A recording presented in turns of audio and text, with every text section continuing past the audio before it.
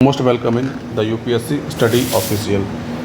Syllabus discussion के क्रम में हम लोग आज जीएस पेपर थर्ड का सिलेबस डिस्कशन करेंगे और देखेंगे कि आयोग ने हमसे सिलेबस में क्या क्या दिया है। जैसे कि मैं अपने पहले वीडियो में भी कह चुका हूं कि मेंस के पेपर को देने के लिए या फिर प्री के पेपर को देने के लिए सबसे पहले हमको सिलेबस के बारे में जानकारी होनी चाहिए, क्योंकि सिलेबस वो पाथ है, वो रास्ता है या फिर आप ये कह रहे हो वो रूट मैप है जिसके थ्रू हम पास होके चल के इस पेपर को निकाल सकते हैं।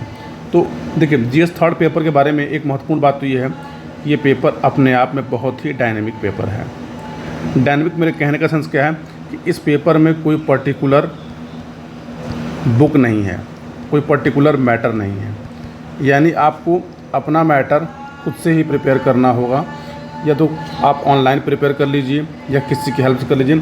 लेकिन आप बाकी पेपरों के लिए नोट्स बनाएं चाहे ना बनाएं, हालांकि आपको हर पेपर का नोट बनाना चाहिए, लेकिन अगर आपको जीएस पेपर थर्ड में 100+ मार्क्स पाना हो तो आपको इस पेपर के लिए अपने शॉर्ट नोट्स बनाने चाहिए, क्योंकि जीएस पेपर थर्ड के नंबर बहुत ज़्यादा वेरी करते हैं। आप देखेंगे किसी को 60 मिलता है, किसी को 55 मिलता है, तो भाई किसी को 85 और किसी को 105, 115 भी मिलता है ना हो। तो आप वर्ष 2013 में जो मार्कशीट आई है, आप एक बार मार्कशीटों का अवलोकन करें और एक बार देखें कि जीएस पेपर थर्ड के नंबर में कैसे वेरिएशन हुए हैं। यदि नहीं होगा तो मेरे पास करीब 100 मार्कशीट है, मैं मार्कशीट अपलोड कर दूंगा अपने यूट्यूब चैनल पे भी, टेलीग्राम पे भी और व्हाट्सएप पे, आप वहाँ से भी उसका अवलोकन कर सकते हैं। एक आपसे रिक्वेस्ट है कि आप चैनल को लाइक करिए, सब्सक्राइब करिए, और इस पेपर हम मेनली जो हमारा मेंस का पेपर है उस मेंस के पेपर को लेकर हम सारी बातें करेंगे कि मेंस की प्रिपरेशन कैसे करनी चाहिए। जैसे कि आप जानते हैं कि यूट्यूब की दुनिया में प्री पास करना, प्री को निकालना, तुक्काबाजी करना या प्री को कैसे फाइंड आउट करना, ये सारे वीडियो पड़े हुए हैं। लेकिन असली जो काम होना चाहिए मेंस पर यूट्यूब पे वीडियो नहीं है, या तो यूट्यूब पे नहीं है या किसी सोशल मीडिया पे नहीं है, या फिर आपको बहुत जो बड़ी बड़ी कोचिंगें हैं वो भी मेंस की परीक्षा को लेकर नहीं बता रही होती कि क्या करना चाहिए क्या नहीं करना चाहिए। मेंस परीक्षा का देने का मेरा अच्छा खासा अनुभव है, मैं अपने अनुभव के आधार पे आपको मेंस के बारे में बहुत सारी बातें बता रहा हूँ। धैर्य करके वीडियो को पूरा देख लीजिए, आपके बहुत काम आएगा। चलिए आते हैं सिलेबस डिस्कशन पे। देखिए, आयोग ने हमसे सिलेबस में क्या क्या लिखा है। देखिए, आयोग ने सिलेबस लिख के दिया है, मैंने उस सिलेबस को अपने अकॉर्डिंग पॉइंट आउट किया है। देखिए, पहला पॉइंट क्या है हमारा इसमें कि आयोग हमसे कहता है भारत में आर्थिक नियोजन, ठीक, और उद्देश्य क्या है इसके और इसकी उपलब्धियां क्या हैं। यानी महत्वपूर्ण, भारत में आपको आर्थिक नियोजन पढ़ना है, लेकिन किस पॉइंट ऑफ व्यू से, उसका उद्देश्य क्या है और उसकी उपलब्धियां क्या हैं। यानी आपको प्रश्न इन दोनों पर मिलेंगे। दूसरा, इनकी नीतियाँ क्या है और आयोग की भूमिका क्या है, ठीक। सतत विकास के लक्ष्य यानी एसडीजी के जो 17 गोल हैं उसके बारे में आपको पढ़ना होगा।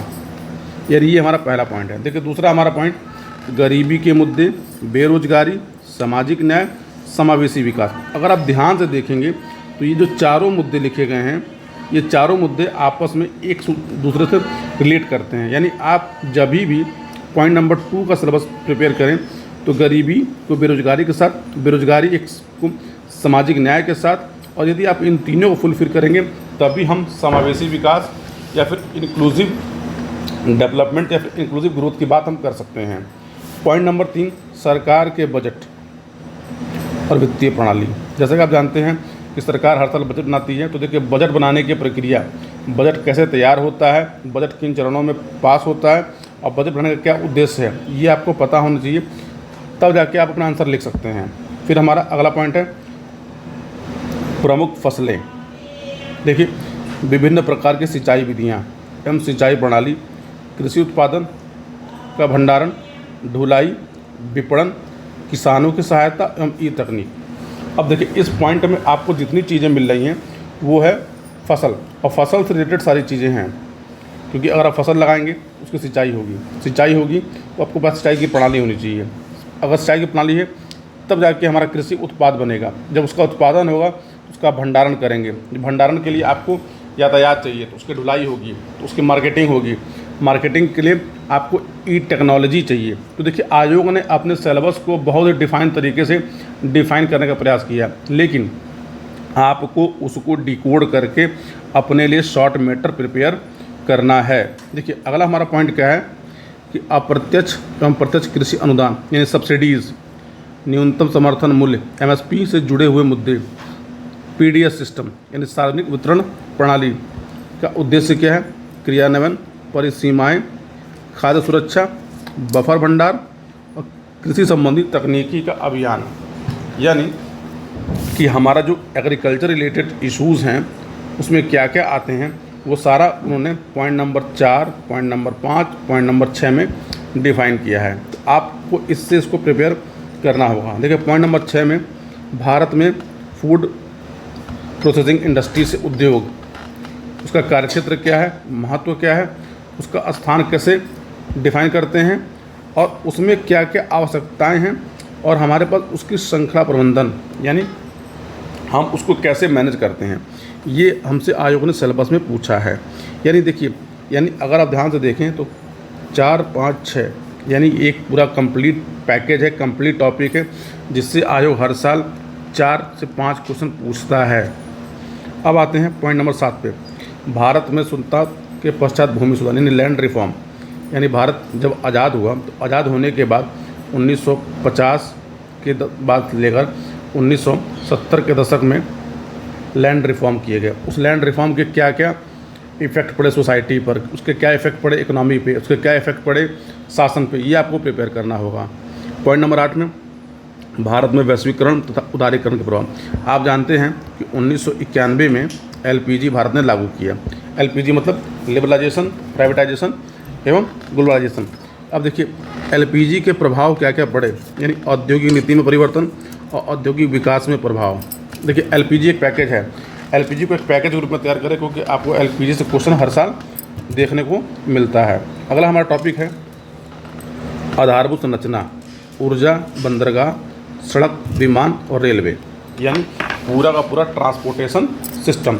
यानी पॉइंट नंबर 9 में हमको ट्रांसपोर्टेशन को प्रिपेयर करना है मेंस के पर्सपेक्टिव में। यानी ट्रांसपोर्टेशन क्या है, ट्रांसपोर्टेशन का इम्पोर्टेंस क्या है और ट्रांसपोर्टेशन के इम्पोर्टेंस कंपोनेंट क्या हैं और उससे जनता पर क्या प्रभाव पड़ रहा है, शासन पर क्या प्रभाव पड़ रहा है। ठीक, आते हैं हम अपने सिलेबस के पॉइंट नंबर 10 पे। देखिए पॉइंट नंबर 10 जो हमारा है अब से लेकर पॉइंट नंबर 13 तक, ये हमारा एक्चुअल में साइंस एंड टेक्नोलॉजी का पार्ट है। तो देखिए विज्ञान एवं प्रौद्योगिकी विकास एवं राष्ट्रीय सुरक्षा में, यानी साइंस और टेक्नोलॉजी हमारा जो इंटरनल सिक्योरिटी में उसका पार्टिसिपेशन कैसा है। फिर देखिए भारत में विज्ञान प्रौद्योगिकी नीति का दैनिक जीवन में अनुप्रयोग, यानी हमारे लाइफ में साइंस कैसे पार्टिसिपेट करती है, टेक्नोलॉजी कैसे पार्टिसिपेट करती है, टेक्नोलॉजी हमारे लाइफ को कैसे अफेक्ट करती है, ये आपको इसमें जानना है। फिर देखिए पॉइंट नंबर 11 में साइंस एंड टेक्नोलॉजी में भारतीयों की उपलब्धियाँ, प्रौद्योगिकी का स्वदेशीकरण, नवीन प्रौद्योगिकियों का विकास यानी न्यू एज टेक्नोलॉजी, प्रौद्योगिकी का हस्तांतरण यानी ट्रांसफ़र ऑफ टेक्नोलॉजी, उसके प्रयोग और जो तकनीकी उपयोग की जो प्रौद्योगिकियाँ हैं उसमें हम कैसा कर रहे हैं। यानी साइंस एंड टेक्नोलॉजी का एक ह्यूमन लाइफ में या फिर हम इंडियन की लाइफ में क्या क्या नया डेवलपमेंट हो रहा है और हम टेक्नोलॉजी को कैसे रूप में अडॉप्ट कर रहे हैं, उसके साथ क्या संभावनाएं बन रही हैं, हमको ये प्रिपेयर करना है। पॉइंट नंबर 12 में हमारा है सूचना एवं संचार प्रौद्योगिकी, अंतरिक्ष प्रौद्योगिकी, कंप्यूटर ऊर्जा स्रोतों, नैनो टेक्नोलॉजी, माइक्रोबायोलॉजी, बायोटेक्नोलॉजी और आईपीआर की इशू यानी बौद्धिक संपदा अधिकार एवं डिजिटल अधिकारों से संबंधित मुद्दे। आपको इससे और इन तीनों से मिला के हर साल आपको आयोग 3 क्वेश्चन एटलीस्ट पूछता है। यानी ये point number 10, point number 11, point number 12 ये भी एक पैकेज के फॉर्म में है। अब आते हैं हम सिलेबस का पॉइंट नंबर 13 पे। देखिए इस पे हमसे आयोग हमसे इन्वायरमेंट के बारे में पूछ रहा होता है, यानी पर्यावरणीय सुरक्षा एवं पारिस्थितिकी तंत्र, वन्य जीव संरक्षण, बायोडाइवर्सिटी जैव विविधता, पर्यावरणीय प्रदूषण और पर्यावरणीय संघात का आंकलन। यानी पर्यावरण जो क्षतियाँ हो रही हैं उसको हम कैसे कैलकुलेट करते हैं, कैसे उसका आकलन करते हैं। पॉइंट नंबर 14 में हमसे डिजास्टर पूछा जाता है, यानी गैर पारंपरिक सुरक्षा एवं सुरक्षा की चुनौतियों के रूप में आपदा प्रबंधन। आपने एनडीए में एक्ट 2005 पढ़ा होगा, यानी 2005 का पूरा सिलेबस में दिया गया है। पॉइंट नंबर देखिए 15 से लेकर 18 ये हमारा इंटरनल सिक्योरिटी और पॉइंट नंबर 18 हमारा पशुपालन से संबंधित है। देखिए अंतर्राष्ट्रीय सुरक्षा की चुनौतियाँ और आणविक प्रसार के मुद्दे। जैसा कि आप जानते हैं कि हमारे अगल बगल के जो पड़ोसी देश हैं, पड़ोसी देश से हमें बहुत सारी चीज़ें इन्फ्लेट होती हैं और बहुत समस्याएं होती हैं। यानी हमारे पास सुरक्षा की क्या क्या चुनौतियां हैं, परमाणु प्रसार के मुद्दे क्या हैं, अतिवाद के कारण प्रसार, संचार तंत्र, मीडिया की भूमिका तथा सामाजिक नेटवर्किंग, साइबर सुरक्षा के आधार पर मनी लॉन्ड्रिंग, तमाम तस्करी। यानी हमारे पास जितनी भी संचार की टेक्नोलॉजियाँ हैं और हमारे पास जो पड़ोसी राज्य हैं उसके कारण हमारे पास क्या क्या थ्रेट हैं, हमें क्या समस्याएं हैं। जैसे मीडिया है, मीडिया से क्या समस्या है, संचार तंत्र से क्या समस्या है, उससे सुरक्षा हम कैसे करें। पॉइंट नंबर 15 में आयोग इसको इस रूप में डिफाइन करता है। देखिए पॉइंट नंबर 16 भारत की आंतरिक सुरक्षा की चुनौतियाँ, जिसमें क्या क्या है, आतंकवाद, भ्रष्टाचार, बगावत, संगठित अपराध। यानी ये 4 टाइप की चुनौतियाँ हमारे सामने हैं जिनको हमें डिकोड करना पड़ना है। पॉइंट नंबर 17 में सुरक्षा बलों की भूमिका, प्रकार, शासनाधिकार, भारत उच्च रक्षा संगठन। यानी हमको इसमें इन चीज़ों को जानना है। और लास्ट हमारा टॉपिक है कृषि, बागवानी, वानिकी एवं पशुपालन के मुद्दे। देखिए सिलेबस को जान लेना एक महत्वपूर्ण बात नहीं है, जानना तो बहुत महत्वपूर्ण है, लेकिन आप सिलेबस में जो चीज़ें लिखी गई हैं वो हमसे पूछी कैसे जा रही हैं, हमारे लिए महत्वपूर्ण है। तो मैं आपको एक टारगेट देता हूँ और एक सुझाव देता हूँ कि देखिए 2018 में नया पैटर्न सिलेबस का लागू हुआ और 2023 तक का पेपर हो चुका है। यानी मोटा मोटी हमारे पास 6 साल का मेंस का पेपर उपलब्ध है। आप मेंस के पेपर को जो है इस सिलेबस से टैली करिए। देखिए सिलेबस में लिखा क्या है और मेंस में पूछा गया है। यदि आप इस प्रकार से पढ़ते हैं तो मेंस में बहुत हद तक आप बहुत सारी चीज़ों को तैयार करने में आपको आसानी होगी और आपको ये पता होगा कि आयोग हमसे पूछता क्या है। चलिए हम एक काम करते हैं, जल्दी में वर्ष 2023 में GS 3rd का पेपर जो है एक बार देख लेते हैं कि आयोग ने हमसे क्या क्या पूछा है और सिलेबस में क्या लिखा है। चलिए एक बार दिखाता हूँ आपको। ये रहा आपके सामने GS 3rd का पेपर। ये पेपर हमारा सेक्शन ए और सेक्शन बी में बढ़ के आता है। सेक्शन ए में जो क्वेश्चन होते हैं वो 10 होते हैं, सेक्शन बी में भी 10 क्वेश्चन होते हैं। सेक्शन ए के जो क्वेश्चन होते हैं वो 8 मार्क्स के होते हैं और सेक्शन बी के जो क्वेश्चन होते हैं 12 मार्क्स के होते हैं। यानी टोटल हमारा पेपर 200 मार्क्स का होता है। तो देखिए पहला क्वेश्चन हमारे पास क्या है, खाद्य प्रसंस्करण और संबंधित उद्योगों को प्रोत्साहन देने के संबंध में भारत सरकार की नीतियों का मूल्यांकन। आपने देखा है कि सिलेबस में लिखा है फूड प्रोसेसिंग। अब देखिए ये इतना लिखा है और इतना आयोग ने बना डाला है, यानी आयोग सिलेबस से ही प्रश्न बना रहा होता है हमेशा। फिर देखिए किसानों की सहायता के लिए ई तकनीकी के प्रयोग के निहितार्थों को समझाइए। उसमें किसान संबंधी मुद्दे लिखे हुए हैं और फसल लिखा है। देखिए लिखा किस रूप में, पूछा किस रूप में है, आपको ये जानना महत्वपूर्ण है। देखिए ये प्रश्न नंबर 3 तो सीधा सिलेबस में उठा के पूछा गया। भारत में भूमि सुधारों के क्रियान्वयन में प्रमुख चुनौतियाँ कौन सी थी, इन चुनौतियों के निस्तारण हेतु सुझाव दीजिए। ठीक, आते हैं 4 नंबर पे, भारत सरकार के बजट बनाने की प्रक्रिया समझाइए। योजना व्यय और गैर योजना व्यय में अंतर सिलेबस का ही पॉइंट है। फिर देखिए एक देश के आर्थिक विकास में आधारभूत संरचना और महत्वपूर्ण भूमिका निभाते हैं। सिलेबस का सीधा पॉइंट उठा के क्वेश्चन में पूछा गया है।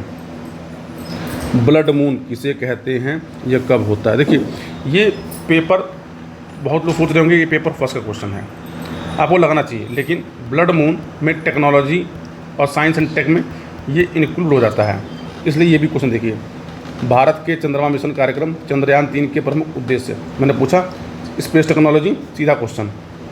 साइबर अपराधों से देश की रक्षा को बड़ा खतरा है, इन अपराधों से देश को कैसे बचाया जा सकता है। देखिए सिलेबस के 2 पॉइंट, एक साइबर क्राइम और इंटरनल सिक्योरिटी, दोनों को मिलाया गया, एक क्वेश्चन बना दिया गया।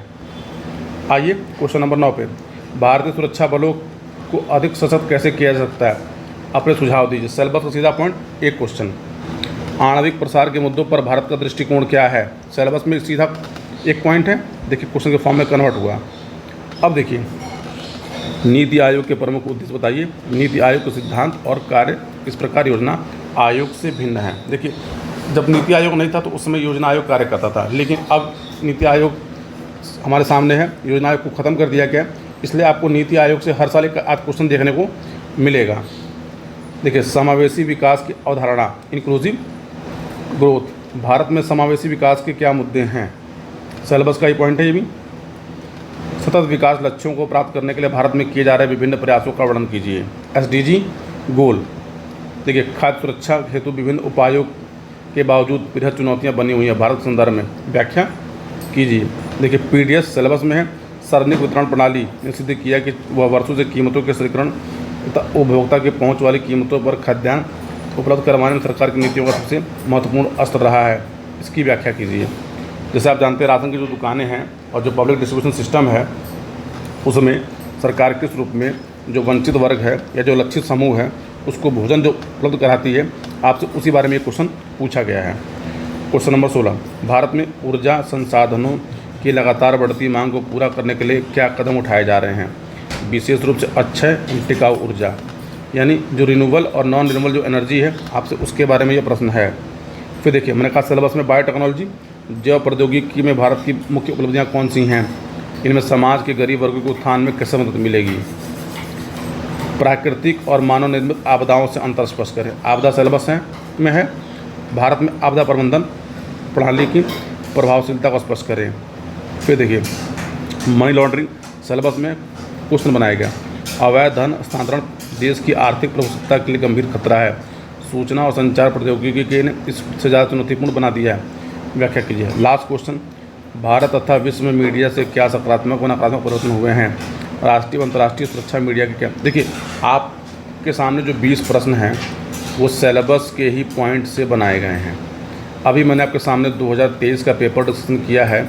आप एक बार 2022 का पेपर, 2021 का पेपर, 2020 का पेपर, 2019 का पेपर और 2018 का पेपर भी एक बार देख लें। देखिए, ये वीडियो थोड़ा लंबा हो रहा है, लेकिन हम एक काम करेंगे कि अब एक साल के पेपरों को अलग अलग लेंगे और थोड़ा डिटेल में बात करेंगे। क्या प्रश्न था, कैसे पूछा गया था और हमें क्या लिखना है। आपसे एक रिक्वेस्ट है, इस चैनल को जो है सब्सक्राइब करिए, लाइक करिए और मिलते हैं हम अगले वीडियो पे। अगला वीडियो जो है वो GS 3rd का एक टॉपिक है, गरीबी, हम उसी पर बात करते हैं। तब तक के लिए thank you, goodbye and take care.